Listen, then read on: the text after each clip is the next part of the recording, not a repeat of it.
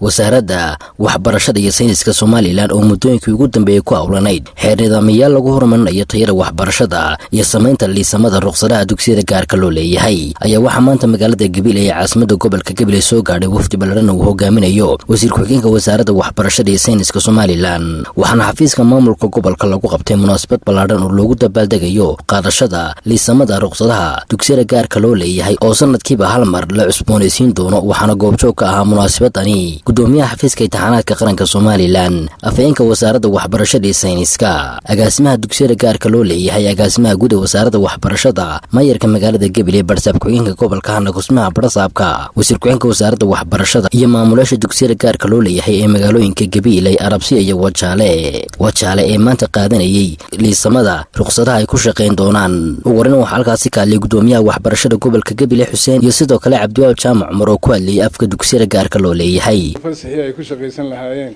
dugsiyada private-ka ah ee gobolka Gabiley waxay ka kooban yihiin 11 dugsi 3 waa dugsiyo sare 8na waa dugsi hoose dhexe badbaado oo Arabsiya ah Cirfaan oo ah Arabsiyo Caawiye oo Arabsiya ah waa 3 dugsi badbaado waa dugsi sare labada kalena waa dugsi hoose dhexe Wajaale waxa ku yaala Albaraka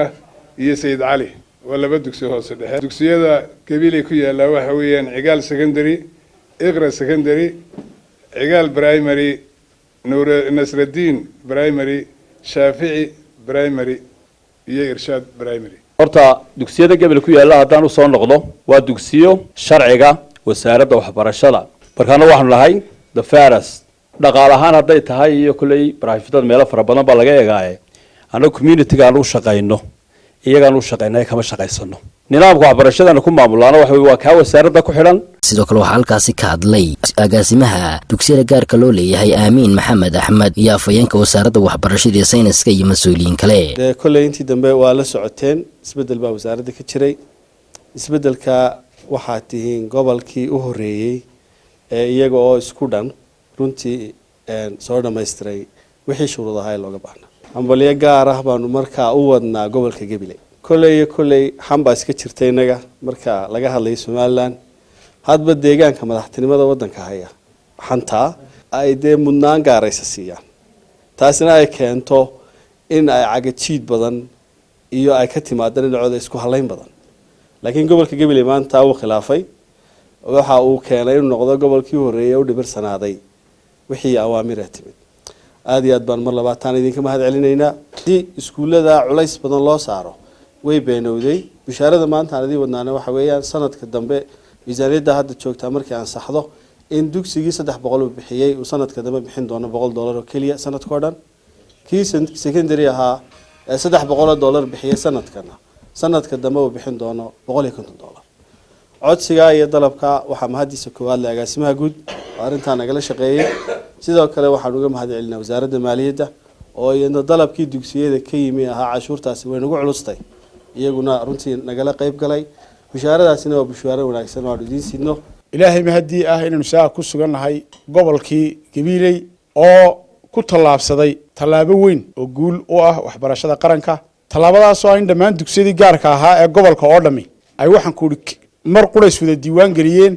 iyadii oo aan waxaan ku muxuu ahaa culays la saarin iyadii oo aan waxaan ku aan jiitamin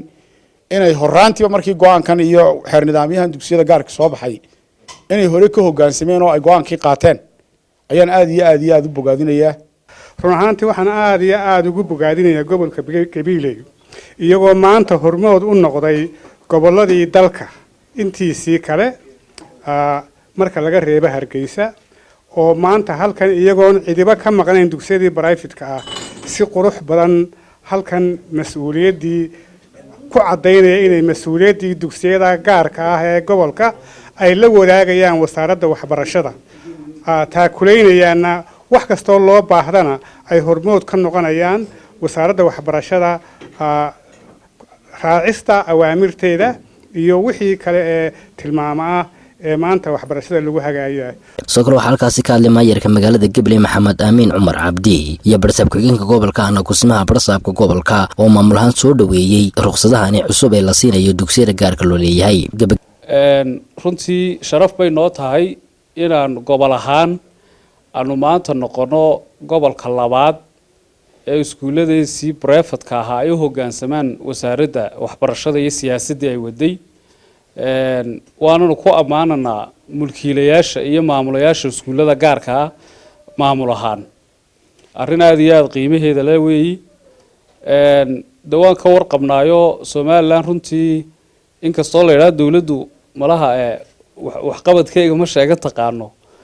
runtii wax weyn baa somalilan ka socda oo marka dhisitaanka mashaariicdaha iyo waxaa laga yimaado waxaan dareemaynaa isbedel nidaam oo dawliya iyo xoojintii nidaamka dawliga inuu somalilan ka socdo oo wasaaradaha liidhgaraynaya ay ka mid tahay wasaaraddan waxbarashada ee maanta martida inoo ah runtii aada iyo aada baan jecelahay inaan ugu ammaano waayo adduunyada dadku waxay ka horumaraan waa nidaamka weey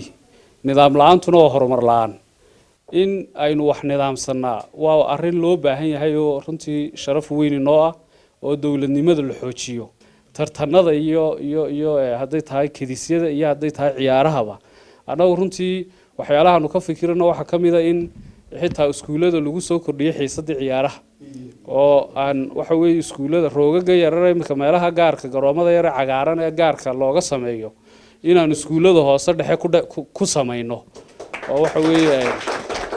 ay ku soo kordhaan runtii marka aada iyo aad baanu xagga iyaga diyaar u nahay mar labaad waxaan u mahadnaqayaa mas-uuliyiinta wasaaradda waxbarashada ka socda oo runtii juhdi u soo galay inay gabiley siiyaan muxuu ahaaye kaalintii ay lahayd iyo sidii ay uga soo baxday waajibaadkii siyaasaddii xukuumadda iyo wasaaradda waxbarashada iyo sayniska ay ku wajahnay dugsiyada gaarka loo leeyahay annagana runtii maanta sharaf weyn bay noo tahay inaanu qaadano maanta inaanu noqonay gobolka keliya ee dhammaystiray waajibaadkii lasoo faray ee dugsiyada gaarka loo leeyahay laga rabay taasina maanta runtii sharaf weyn bay noo tahay sida aad idinba xusteen gobolku runtii wuxuu ka mid yahay gobolada xagga waxbarashada ama ugu ardayda badan leh ayuu ka mid yahay oo gobollo badan intooda badan annaga ayaa ka iskuulla badan sidaa idinkuba ogtihiin oo ka arday badan markaasi dee waa codsanaynaa haddii dee golaha wasiiradana adiga nagala jooge gaar naloo siiyo muxuu ahaayey shaqada qaranka sanadkan oo sanadkii dhowaadee marwada jeex baanu raacnay in gaar naloo siiyaan rabnaa gabadii waxaa halkaasi ka hadlay gudoomiyaha xafiiska imtixaanaadka qaranka somalilan daawud axmed faarax agaasimaha guud ee wasaaradda waxbarashada iyo sayniska somalilan axmed abakar maxamed iyo wasiir ku-xigeenka wasaaradda waxbarashada iyo sayniska somalilan axmed xasan waxaana ay yidhaahdeen markaan mahadda ilaahay ka tagno runtii waxaan aada iyo aada ugu mahadnaqayaa iyadana wasaaradda waxbarashada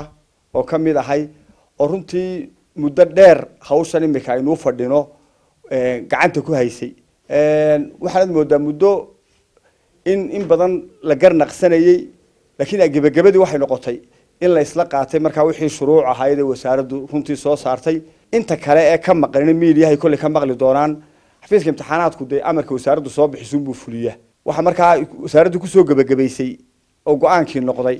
aad moodo hadalkaasi imika anu inan dee u dhigayo oon ula jeedo qolada ka maqan intay dee imika goorigoor tahay inay iyaguna